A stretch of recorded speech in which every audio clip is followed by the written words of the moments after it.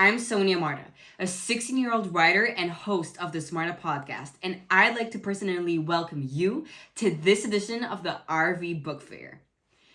I just wanted to start off by saying thank you for choosing something that will help you get closer to your dream life.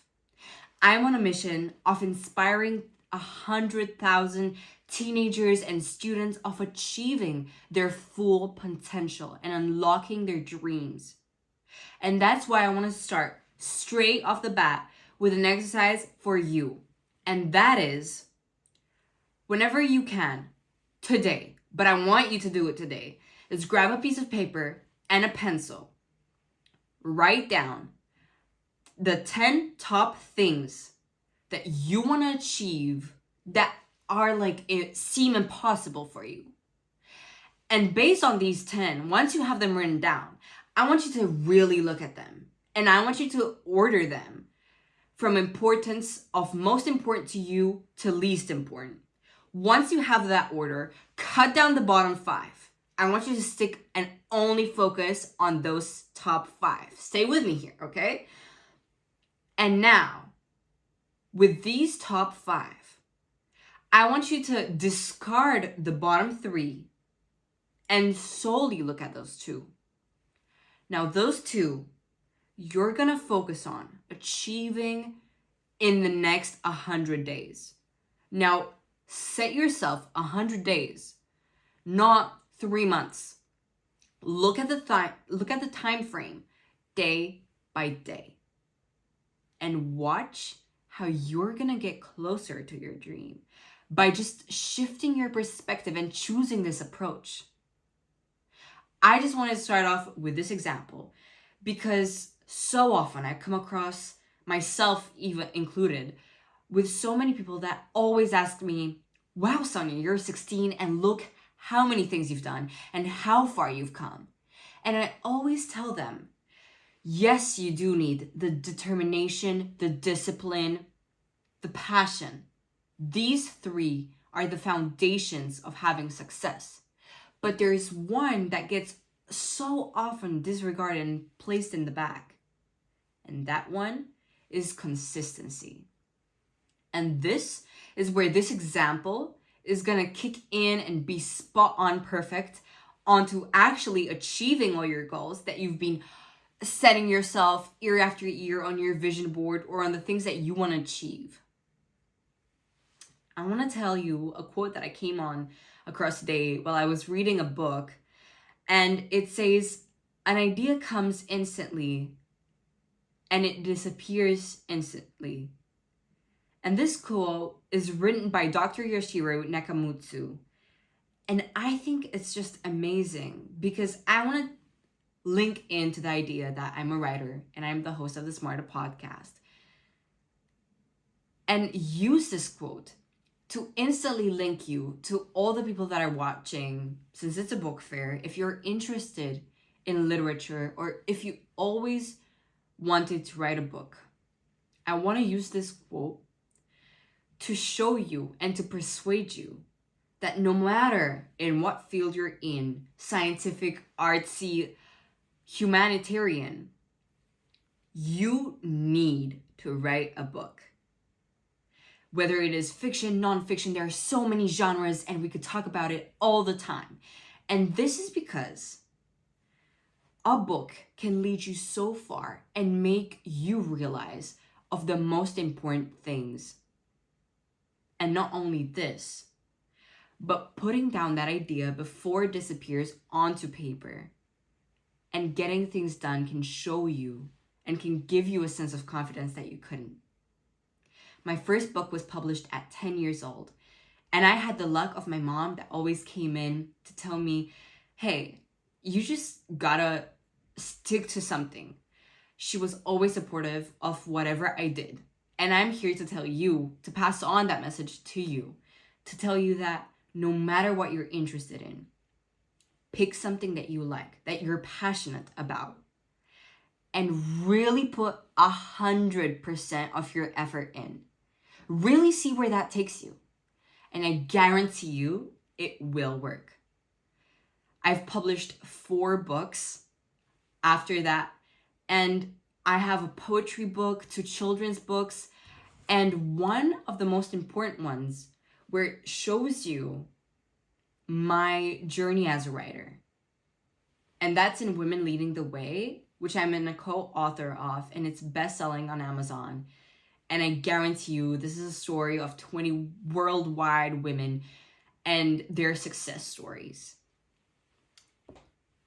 And in this book, I tell you writing tips and how to get closer to achieving your goals, giving you evidence and experience-based situations that can actually show you how it is possible.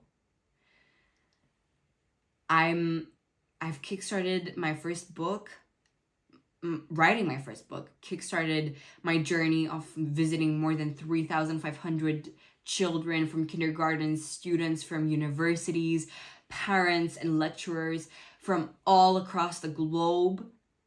And all of that success and feeling of accomplishment all comes down to consistency. And that's the message that I want to leave you with today. Doing that exercise, sticking with this consistency, and also, if you want to achieve your dream life and get closer to your goals, I guarantee you to listen to my podcast, the Marta podcast, and 100% it will take you 1% closer to getting where you want to be. And if no one told you today, I want to be the first one that tells you that I believe in you and your ability to create your dream life. I'm Sonia Marta, and welcome to the RV Book Fair.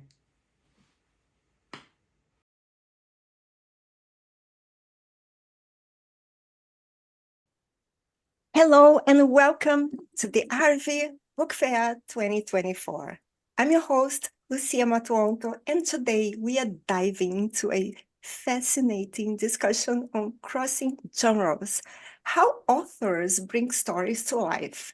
We are joined by three wonderful authors, and I'm very excited for you to meet them. Also, I'm delighted to introduce you to my co-host, Backley.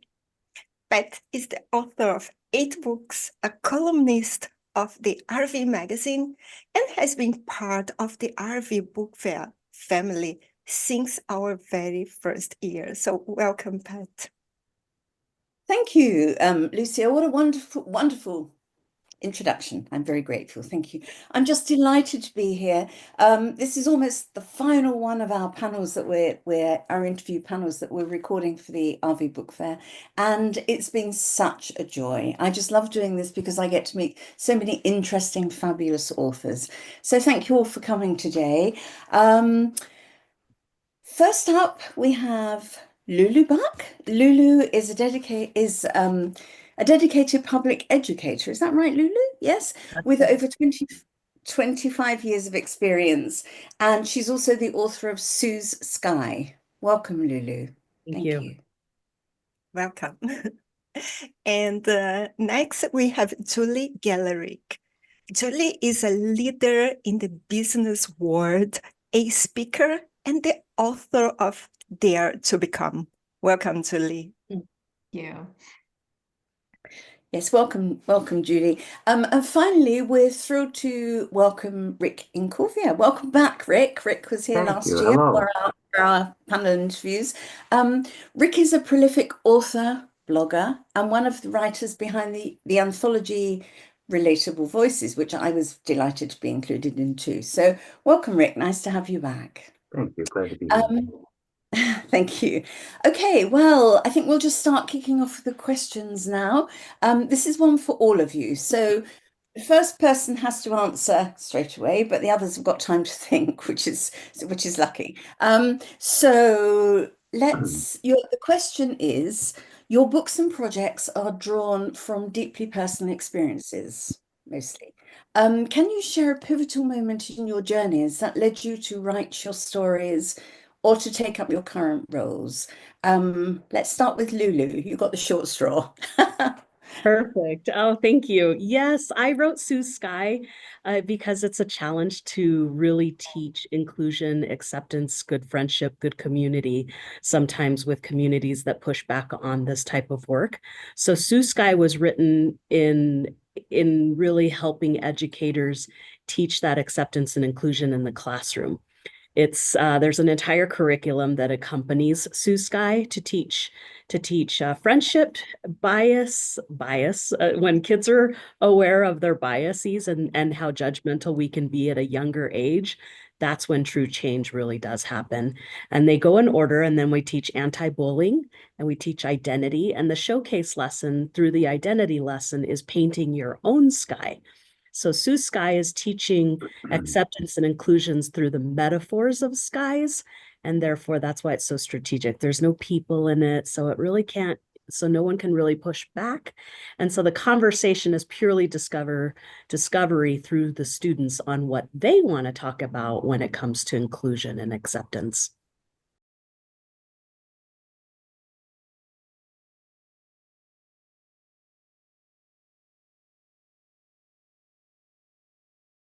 And also, Lulu, I see that you have a lot of experience with kids.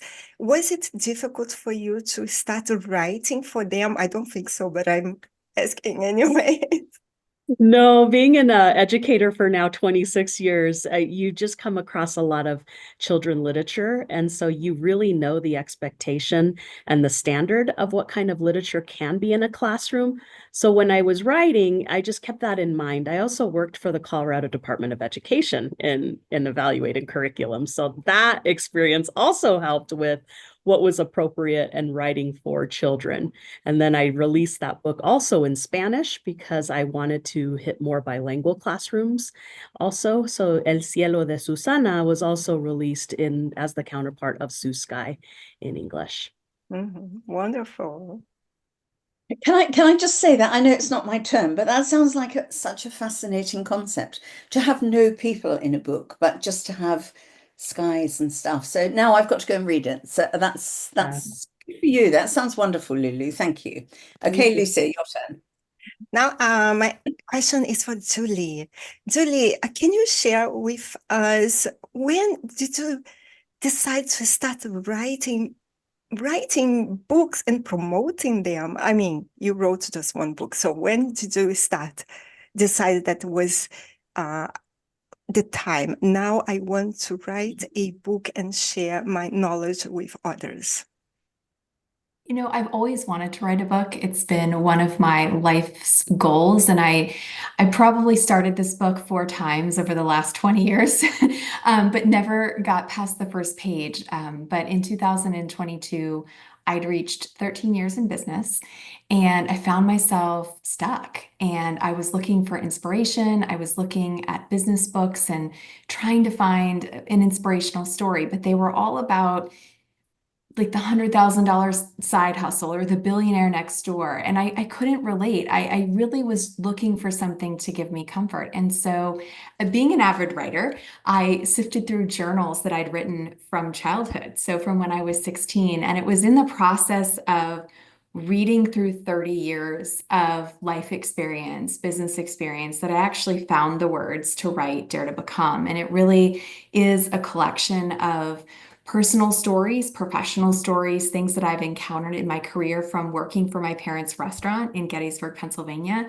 through my corporate world, and then being an entrepreneur. Now I've had my company for over 15 years. So it really sort of began as a way to find inspiration. And it was in that process that I realized that there was a story to tell and share with others who might be experiencing the very things that I was experiencing as a business owner. And did you take any creative writing course or? Well, so I've owned, in all fairness, I've owned a digital marketing agency for 15 years. So I have been in marketing and communications for 25 years, and writing has always been something that I was passionate about. And so writing is always something that's come natural to me. So I didn't take any courses. I literally decided to write the book. I did hire a book coach so that I had someone to give me deadlines because I'm a deadline-driven person, as I'm sure most of you are as well. And so I wrote a chapter every Tuesday, did edits on Thursday, and I finished the book in 6 months. So it really was the time for me to write the book. I definitely believe there's always the right time for a particular book. Sometimes I didn't start writing till just before my 70th birthday, and now I can't stop. So good for you, Julie. I think we should always listen to that little voice in our head that tells us we need to write and what we need to write. Yeah. Okay, Rick, your turn. Wait, okay. Your books and projects are drawn from deeply personal experiences. Yeah. Can you share a pivotal moment in your journey that led you to write your stories or take up your current role? Yes. But you don't have to answer it exactly like that. Just say what you want to say, Rick. That would No, be great. I know exactly what I'm going to talk about. Book number 7. It was a very personal one. I had just been spending a lot of time with my 97-year-old mother who had dementia. And I would, finally, she ended up going into a home where I was surrounded by brilliant people who no longer remember who they were. And it was just such an experience for me to go in there and spend time with them and then have their moments of clarity and then completely forget who they are. I'll never forget my mother after we spent the whole day together saying, "I really liked you. Please remind me how we met." Things like that. And it just got me. So I wrote everything I ever wanted, which is a book about me in the future with dementia. So I put myself in the hot seat and I wrote it very personally about all the vulnerabilities of that awful disease. And I was so afraid to release it because it was so personal. My wife read it. She's in it quite a bit. And she said, "Oh, no, I don't like this. This is way too personal." And I thought I was going to get some awful reviews, and oh my gosh, it's just doing wonderful. Apparently, people like when you bare your soul and you're willing to say the things that you only think. And in that book, I did that. Thank you, Rick. I was quite choked up just listening to you talk then because my mum had dementia as well. So I know what a dreadful path it is. And it's a wonderful thing that you've done to write that book because it will help an enormous amount of people. You'll probably never know how many people that book has helped, but trust me, it will be helping a lot of people. So thank you. And I remember you wrote an amusing little story in the anthology about it, didn't you? About I the did. nursing. Yeah. And yeah, I remember that story. It was very lovely. So thank you so much. Okay, right. As a successful CEO and author of Dare to Become, how do you balance entrepreneurship with creativity?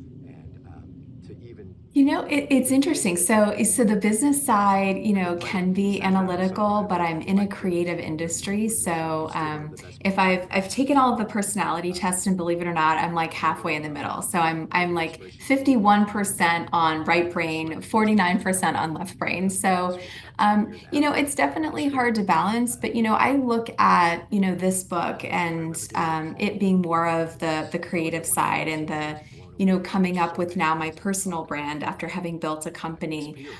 It's difficult, but it is also a business. And so I'm glad that I have business as the foundation because I do think that stepping into this more creative space, I didn't have to worry so much about the logistics of publishing a book and how I was going to make money, but it was more so on making sure that it was good enough, right? And making sure that my stories resonate with my readers. So it's definitely a challenge, but one that I love, and I love that I have both sides because it does help keep me balanced. Also, I remember you told me when I interviewed you that you started very young, started working in the restaurant of your parents when you were 16 years old. And I think you had to use creativity when working with people. And also you learned a lot about, let's say, the financial side of the business. Am I correct? Absolutely. My parents were big proponents for teaching my sister and I both that, we were all in this together. And so at a very young age, I learned how to manage people. I managed the restaurant when I was 18, and we had 25 people, most of which were 20 years older than I was.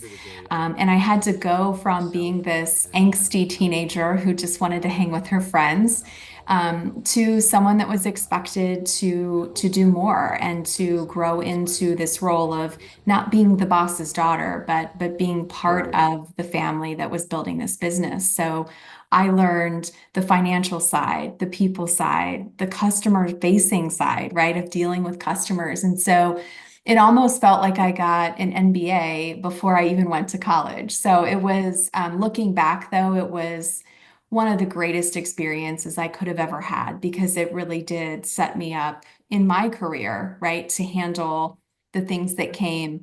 And I'd already experienced a lot of it. So I wasn't seeing it for the first time.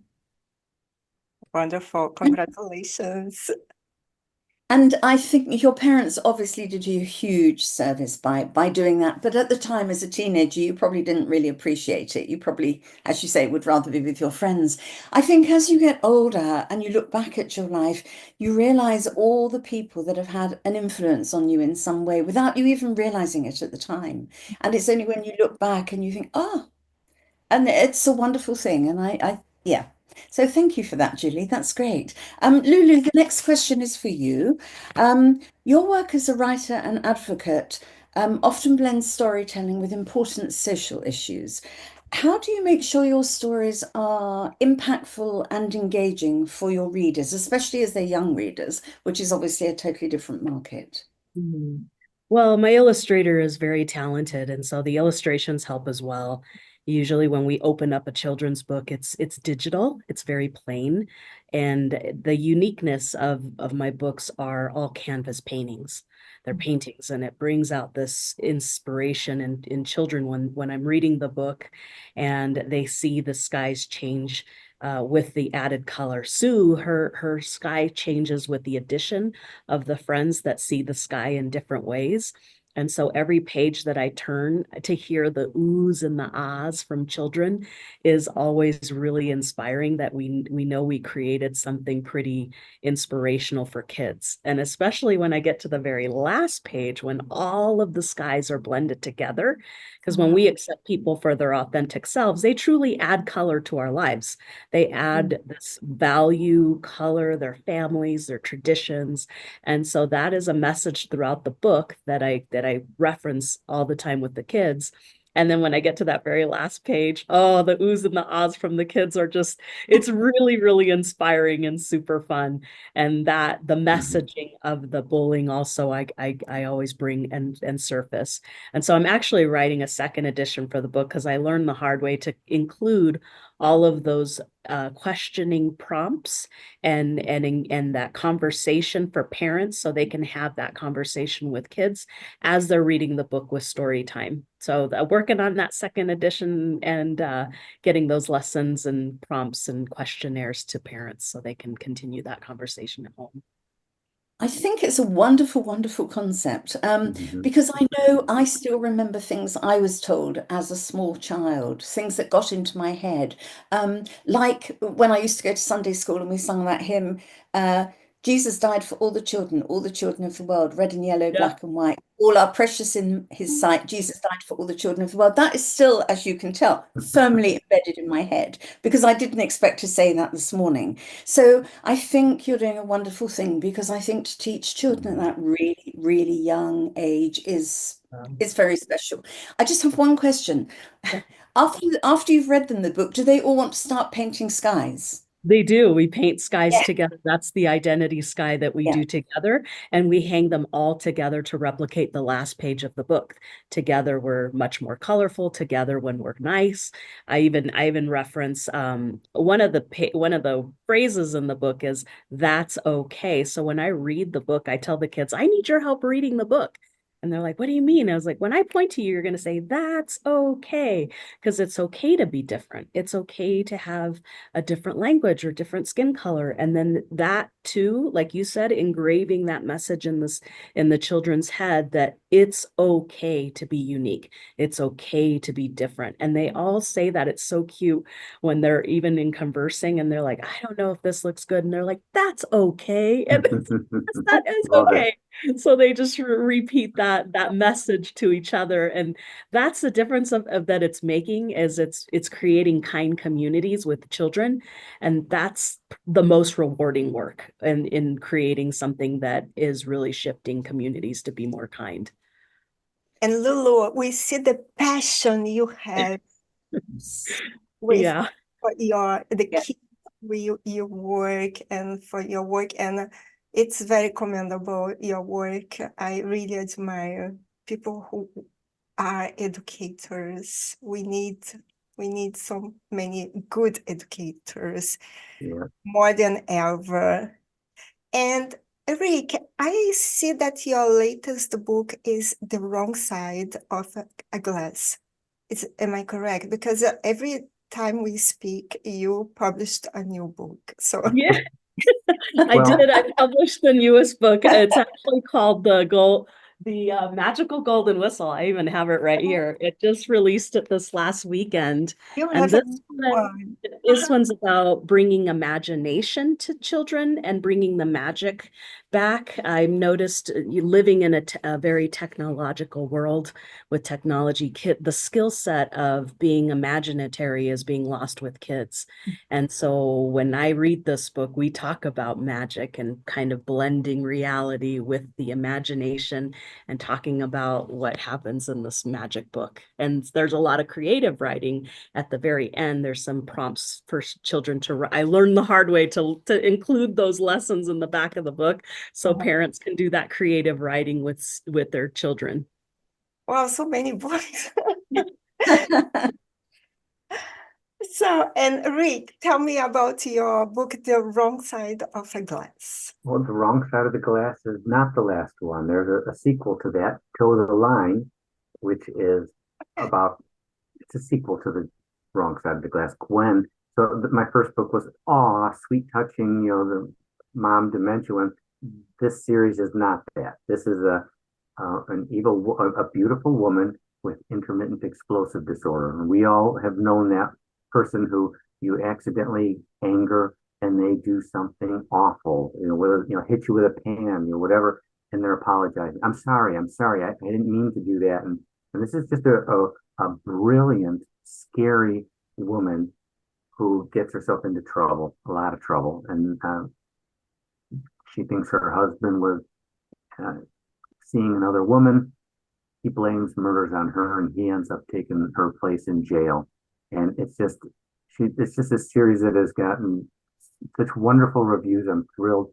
Toe the Line came out not too long ago, maybe a year and a half ago, and it's the sequel. And I'm just now in final editing with Chasing Gwen, the final of the third one, and somebody just picked it up, turned it into a screenplay. So cross your fingers. They're trying to promote it and see if I can get it on. I'm so excited.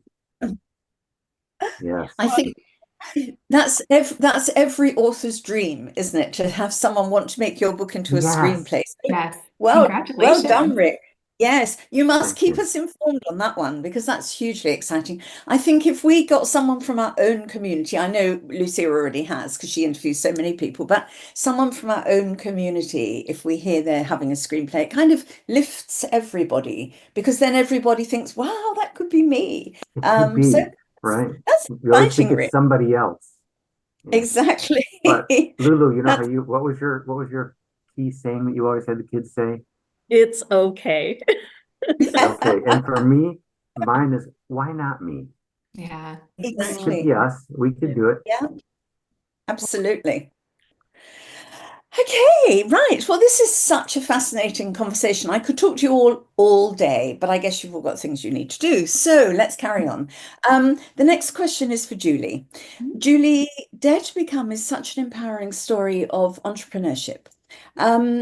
What were some of the biggest challenges you faced while writing about your personal journey from waitress to CEO, and how did you overcome those things?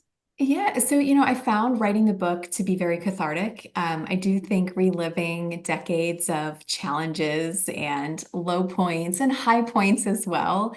It was interesting, to me, my reaction as I wrote it, because I was very vulnerable. I do tell very real stories. Some are terrible, right? Things that I had to overcome. And so as I was writing it, I really truly wanted the book to feel less like a business book and more like a novel, so that, at the end, I wanted the reader to feel like they were having a conversation with a friend, because there have been so many times over, my career, I've had mentors, I've had friends, but it's a very lonely place to be at the top. And so sometimes it's hard to admit that you're vulnerable, or that you're scared, or that you're building this business and you're doing it on your own, and it feels hard. And so I wanted to share these stories because I know that most people, whether you're building a business or building a career, they've encountered these situations. And I do think that there's comfort in camaraderie and just knowing that you're not alone, and that, here are some tips for how to just keep moving forward. At the end of the day, that's almost like a meme for my career, is that, I never let the challenges break my spirit or my stride. And, I just kept moving forward. And I think sometimes we just need that reminder, much like, Rick and Lulu in your books, and what you've shown is that, showing that real side of your story is what resonates with people. So it was definitely challenging to be vulnerable, but I'm learning to get more comfortable in that space. People want real. They do. They do. It's real. Yes, exactly. And there is something that Julie told me. I asked her, what inspired you? Or what inspires you? And she said, when people say I cannot do something. And it's exactly with me. When I decided to start my podcast, some naysayers told me, how do you dare to have a podcast if English is your second language? And I heard that. I said, okay, I'll start my podcast I'll show you. tomorrow. Yes. And I had said, I've used every motivation that I've had in life is when someone has told me no, and I've just looked at them and said, watch me. And so even when I wrote this book, as I'm sure you've found, people pretend to be supportive, or they pretend to understand why you're doing this thing, right? That's very different than what they're doing. And I had people along the way tell me it wouldn't get published, and it did. They told me it would never be in an airport bookstore, and it is. And so there is power in just, letting people sit back and watch you do the things that you can do. That's Absolutely. Very inspiring. Yeah. Thank you, Julie. And Lulu, your writing combines powerful storytelling. So, Lulu, how does your latest book reflect both your personal experience and larger societal issues, or social issues, to be more clear? Well, Lucia, I have to tell you that actually English is my second language as well. My No. parents worked really very hard. They're from San Luis Potosí de Mexico, and they worked 13 long years to get their citizenship here in the United States. And when they did, my dad taught himself English as well as getting through med school at the same time. So he Wow. became a psychiatrist here in the United States. He's my hero because I can't even imagine getting through med school just with English, but teaching myself English at the same time of getting through med school. The man is amazing. So therefore, in my head, I have the same philosophy as Julie, as watch me, because we've always heard there's no way you're going to do that. And so my dad, I watched him just tell everybody, watch me, I'm going to be a doctor in the United States. His whole family was like, you're crazy. There's no way that is happening. So I was actually completely illiterate in English until the third grade. My mom figured it out volunteering at school, and she figured out that I couldn't read. And then my teacher told me I would never be a good reader. I would never be a good writer. And so to look back and actually be an author now Mm-hmm. is a fun story to tell kids that Watch me.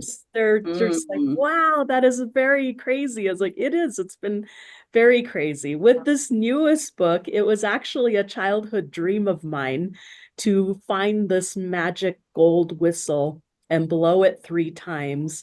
And in the book, Pegasus comes flying from the sky. And her name is Peggy, to make the reference to help kids. It's funny how I'll read the book and the kid says, "Oh, that's a unicorn." And I was like, "No, actually, it's a Pegasus." And I'm like, "Pegasus, I've never heard that word." And I was like, "That's why I called her Peggy." It's like, I know, help you with that. They missed But I Noah's used boat to, too. yeah, I used to dream about jumping on the back of a flying, beautiful, gold, glittery white horse and flying all over the place, and it would take me everywhere. So this was actually a childhood dream of mine. And to see that it's timeless, that the same dream that I had when I was a little girl, kids have that dream too. They are so excited that they ask me if Peggy is real, and I tell them she's real because she's real. Why not? Look for her in the sky. She's out there somewhere. So yeah, And who knows?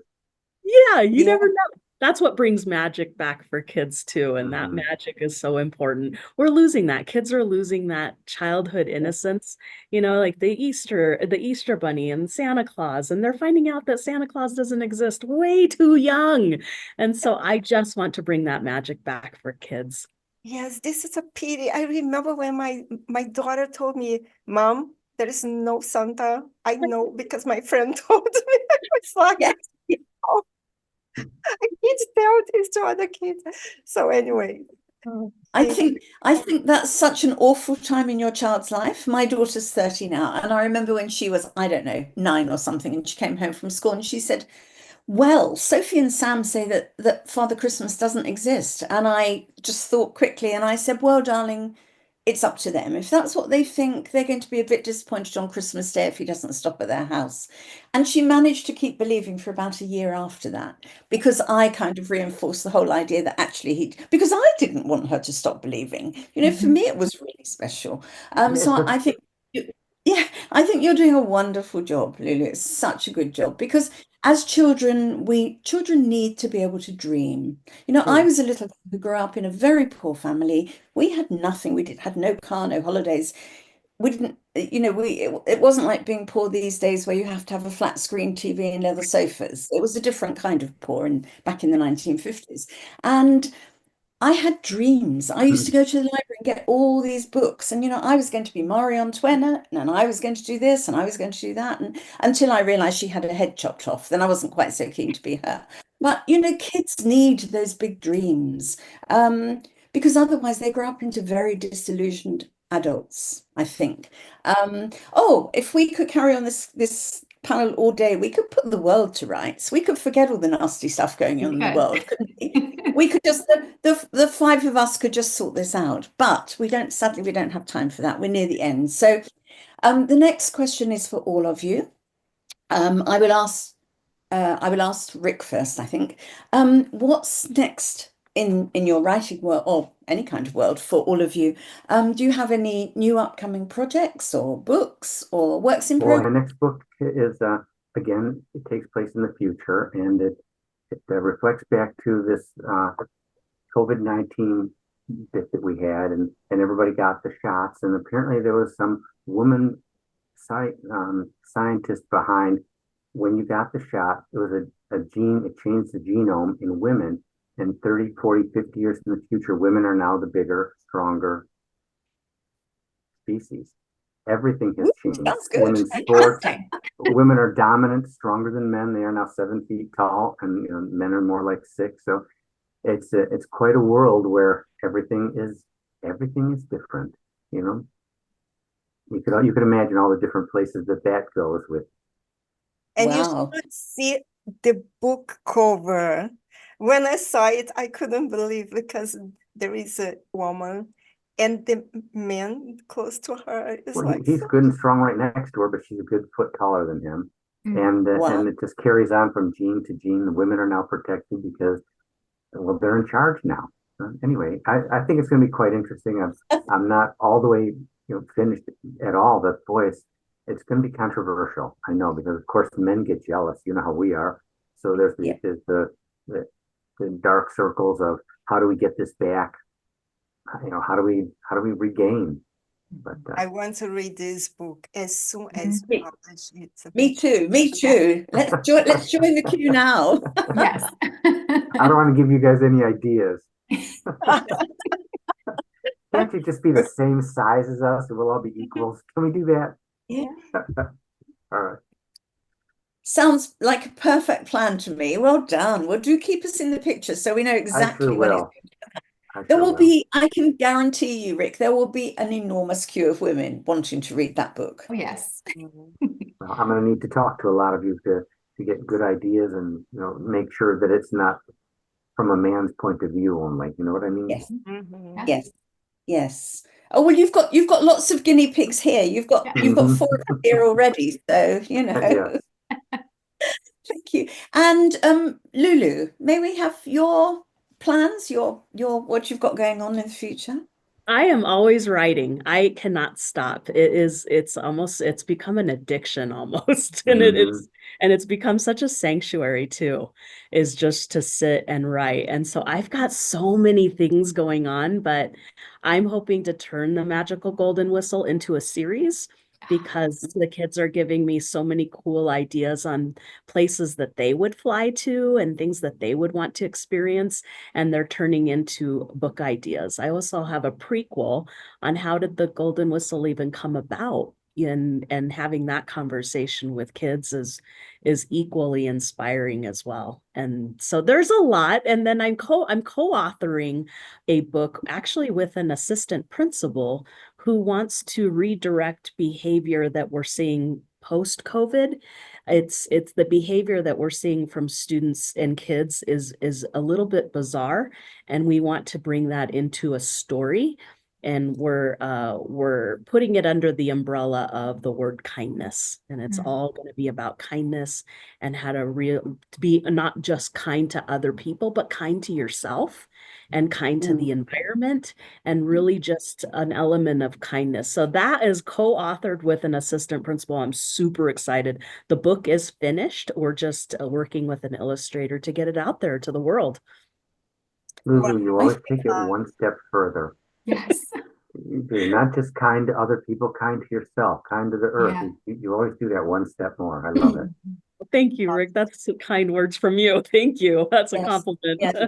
Yes. Yeah, I love it too. And I think it's a very, very timely and wise book to be writing, because we all know how COVID affected us personally, and we're adults. And so we could think it all through and, deal with it. But for children, it must be somewhere deep in their psyche that they're frightened it's going to happen again, or their mum and dads are going to die, or so I think that's a wonderful idea for a book. And their Really. brains aren't fully developed to fully No. grasp what happened. And it is very confusing. I can't imagine going through what they went through at that age. I just can't wrap my head around that. So I love kids, and I just want to make a better world for them. Well, I think you're doing a really wonderful thing. I grew up in the Cold War days, back in the 50s, when there was all the threats of Russia and nuclear bombs and things, and it was a really big deal. And I can remember distinctly one day being terrified going to school, because on the radio that morning, there was no television, and on the radio it said that the world was going to end at 3 o'clock that afternoon, because there were always all these, crackpot people like you have still now. But I remember that, and I remember looking at my mum and dad, and they just looked normal, and I thought, how can they be normal? The world's going to end. I was probably 8. I went to school, and I had a 2-mile walk, and I remember the school bell went, and I ran all the way home with tears pouring down my face, thinking, please God, let me get home before mum and dad die, before the world ends. Oh my gosh. I never told anybody about that until I started writing my memoirs, and I wrote it in there. And I just thought, oh, I must have been so traumatized You know, I Yes. was the eldest of four. I was always very protective of everyone. And so I think what you're doing is a wonderful thing because we have, as adults, we have no idea what's going through those little minds at all. Well, Pat, And I have to I'm ask you a sure I question. wasn't unusual. I have to ask you, Pat, did it end Yeah. at 3 o'clock? No, no. Oh, oh, I good. mean, I got home, mum was kind of dusting the furniture and dad was at work. But it really, I mean, well, I'm 73 and a half now, and I still remember it as if it was yesterday. So, you know, these things get deep into our psyche, Oh, don't yeah. they? Ew. Enough of me. Julie, you're the last one to answer that question about what your plans are, please. Yes, well, I feel so all of you have written more than one book, which is such a huge inspiration because I will say that I am working on my next book. It will be not necessarily business. I actually think I've found, much like you were just saying, Lulu, that you feel like you're writing all the time. You know, I find now that as I'm going through experiences with my kids, with my aging parents, with, you know, losing friends and family and things, that I'm starting to really tune into Rick, probably much like your book with your experience with your mother. Like there are these moments that strike me as teachable moments or moments where we can all sort of level set. So I'm excited that I'm still in the outline stage, so it'll probably be a year until that one comes out. But I'm really excited to go on the road with my book tour in January, February, and March. So I'll be doing that in the US and also in Europe. So I'm very excited. And I'm just going to keep enjoying this ride. I just love talking to people. I love opportunities like this to hear your stories, and it's such an exciting time. So I look forward to continuing down this path. And welcome I have to, to warn you, it's yeah, a gateway drug. I it's know. You're going to That's find how it yourself feels. 3 o'clock Yes. in the morning. it is. And it's crazy because Yeah. you create characters and sometimes we are sleeping. Rick knows because he has the same, and Pat, like sometimes at 3 a.m. I wake up because I remember something that I forgot to write about something about the character, and then I have to write in that moment, at least for me to do not forget. So this is going to happen with you. I think it happens with It's probably Lulu already as well. happening, yes. But I love it. I absolutely love it. It's untapped something in me that has always been there, and I'm just so excited. It's been such a great experience. Wonderful. Welcome to the club. And unfortunately, we have to finish the panel, but I'm sure you will come back. All of you will be publishing new books. I want to thank you, Lulu, Thank you.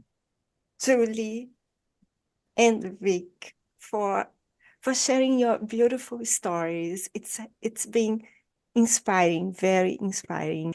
And it has been great to be hosting this panel with you. And I want to thank Pat for co-hosting. Pat is always the life of the party. So thank you for co-hosting this meaningful discussion with me. You had to wake up early and be here with us. So thank you very much, Alice.